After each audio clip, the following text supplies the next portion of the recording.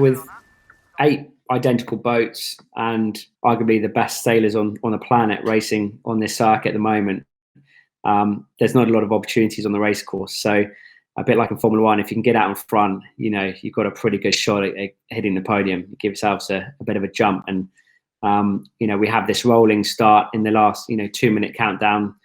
And it's a free-for-all, essentially, with a lot of rules at play. But, if you can hit the line at speed, at the be of the bang of the gun, you've got a really good shot at getting to that first mark in first place. And then after that, it's kind of, it's down to your own destiny, really. You have a much clearer race after that normally. So, the start is vitally important to give yourself a good shot at getting into the finals in these events. A really good pre-start. It's to be apart from the other boat and be able to launch your start maybe at 15 to go, and just keep on getting faster and faster all the way to the start line. What we tried to do in Taranto, as it was shifty and light, the goal was to come back ahead of the fleet on the way to the start line. It's always nice to have 1 or 2 seconds to kill, so you can adjust your timing and distance, and then maybe 20 to 25 meters before the line, you can just send it and go full speed to it. Yeah. It was, very light winds again on this day, and even it got really light at the start. So we kind of identified that being up high on the box, there's a little bit more breeze up there. It's going to be very easy to get kind of almost stuck and get a late start if we got too low. So we did get in there quite early to make sure we kind of secured a spot and had a good run into the start.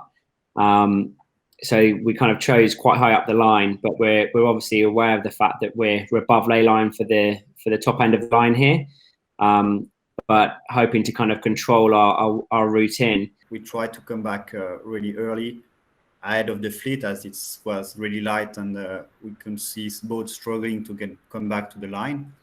So the main focus was to make sure we were on the line at the gun, and we knew no one could foil before the start. So leading in was the key moment for us. At this stage, we were talking about how much time we had to kill, and it was maybe about 30 or 40 seconds to kill. And we knew, if you want, that no one could come fast behind us. So the only thing we should do is get to the right spot, get the best angle to the wind to accelerate, to make sure we had the good start. At this point, everyone's pretty slow, and we're kind of, the key is to get over Japan at this point and to give ourselves an opportunity to get a slot into the line, because they look like, clearly the boat that, could block us out at this point. And New Zealand initially didn't look like a threat. So it was at this point where I was kind of thinking, I wonder if we could just get over Japan and then actually be able to get down, potentially to get behind New Zealand. But our kind of, the time it took us to get over Japan was too long. We had a lot of time to kill, and we were just aiming to the committee. We knew the French were coming in fast, but there were no space for them to go between us and the committee boat. So at this stage, we were just pointing to the committee and just try to kill time. So by that point, it was only New Zealand really that had the chance to block us, and it was a case of did they have enough speed to close the door on us? And obviously right at the end, we could, they were able to just hold their bow up and had enough time. They could hold it up and close us out at the top end. They had, right of way at that point. You can't barge in at the top, and we had to spin around and tack out of there. So, it went from being, potentially a good spot, particularly getting over Japan, but New Zealand just had enough time and were just close enough to the mark to squeeze us out. So it went from being a race-winning maneuver to a very tricky position. We were really close to the start when the guns goes, so we couldn't really open the gate for them. Otherwise, we would have been OCS and they would have won the race. Kind of, it all really materializes around 30, 20 seconds, and that's where, it was, the call kind of made whether there was going to be room at the top, and at that point it looked like there was, because New Zealand were pretty low, it was pretty light. But once you get into the last 10 seconds, they did a great job of just kind of keeping the flow on the foils and kind of staying on a full upwind course and good ley line for the top end. And yeah, it was obviously an incredibly frustrating way to start the first race in the last day. We didn't talk about pushing them out. We were just a touch too early for the start. So we had to slow down, and our only way to slow down was to come up above committee lane. And we knew as well that the wind was light and we should be to windward of everyone on the ridge to get up the foil, and everything kind of went our way, but it was not in purpose we pushed them out, but we were not going to open the gate for them. Yeah, things was pretty intense in the day. You have to relax, okay? Come on. Look it. Tacking around. Tacking around.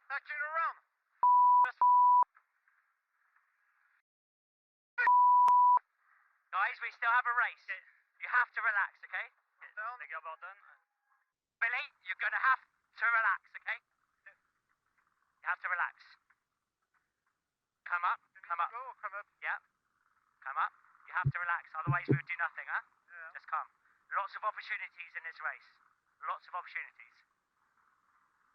It's funny because I think most people that have sailed with me wouldn't agree with me being the voice of reason historically, but I think it's got something to do with being on the wheel. You know, just the pressure certainly ramps up when you're that guy. You know, you feel responsible for the team, you know, making those hard decisions and sometimes making mistakes that can, you know, cost a start and things like that. So, you know, I know being a helm as well, that you know, you take that kind of responsibility very highly, and for sure can feel for Billy when it goes that wrong. But at the same time, knowing that every race counts and just every point counts, that there's always opportunities. That's kind of was just at the forefront of my mind at the time. I think was just like, okay, it's clear we're not going to get in. Let's get the turn in and get the start underway as soon as possible and get into the race. Like, there's plenty of time. There's going to be some opportunities to get through the fleet here. Yeah, it's basically under the race, but you know, we were tight on the point with them, and actually they took the risk to gain there. And to be honest, we were pretty pleased they had to tack and go away behind the fleet. But from there, I mean, it's racing. So if it's an opponent, if you don't push them away, I mean, they won't let you go and do the start. So everyone on the water, everyone need to fight for their own boat. It was really, really nice. But you know, I mean, it's not because you win the start you're gonna win the race. You're in a good spot, but I mean, you need to go really step by step. Okay, we had a great start, and now we need to focus on the next move. And we made mistake in this race. We had a bad jibe at the bottom gate. They came back really strong on us, and you just need to be really calm and patient, and just minimize the loss, and make sure you look ahead, and just keep the boat fast, and everything should come your way if you try to keep things simple and just make the boat go fast. Because there's 8 boats, there's a lot of action, and so if you have a not so good start, there's often, particularly first leeward mark, if you can get like a bit of a split on the guys around you and get out of phase, there's quite often opportunities to pick up a few boats and get back in the mix. I mean, I think on average, for sure, over the course of a weekend, if you're a strong starter and you get on the front row and you're in the top 3 around the first mark, 4 out of 5 times, you're going to find yourself in the final. I think we had a great regatta in Taranto, all together with the team. But that was in Taranto. Now we need to look ahead of Plymouth. I think it's going to be harder because every team is getting stronger. They will focus on their mistake from Taranto and try to don't make them again. And that's our plan as well, to do the same. And I'm sure that the level will be higher, and we will need to rise our game to make sure we put a good show. So I think it's going to be even harder for us to be competitive there. There was opportunities there, and unfortunately we didn't quite piece it together. I think, you know, we were struggling with the conditions a little bit and really reading the venue.